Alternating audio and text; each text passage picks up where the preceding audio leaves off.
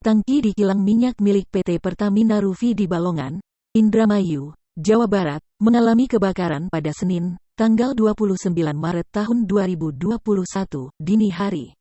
Diberitakan sebelumnya, Corporate Secretary Subholding Refining and Petrochemical Pertamina Ifki Sukarya mengatakan, kebakaran diduga akibat petir yang terjadi pada Senin dini hari. Kepala Pusat Seismologi Teknik, Geofisika Potensial dan Tanda Waktu, Rahmat Triyono menjelaskan, BMKG melakukan analisis terhadap kejadian sambaran petir di sekitar lokasi kilang minyak Indramayu pada jam perkiraan kejadian kebakaran tersebut.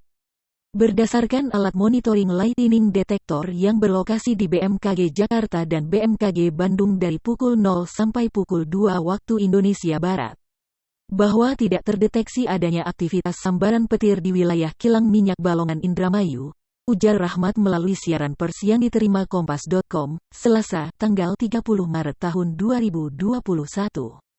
Ketika dikonfirmasi ulang, Rahmat menegaskan bahwa pihaknya tidak menyimpulkan penyebab ledakan dan kebakaran kilang minyak Pertamina Balongan tersebut.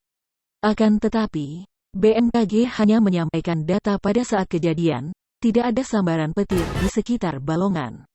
Ada sambaran petir, tapi cukup jauh, bahwa apakah itu bisa sebagai pemicu kemudian membuat meledak.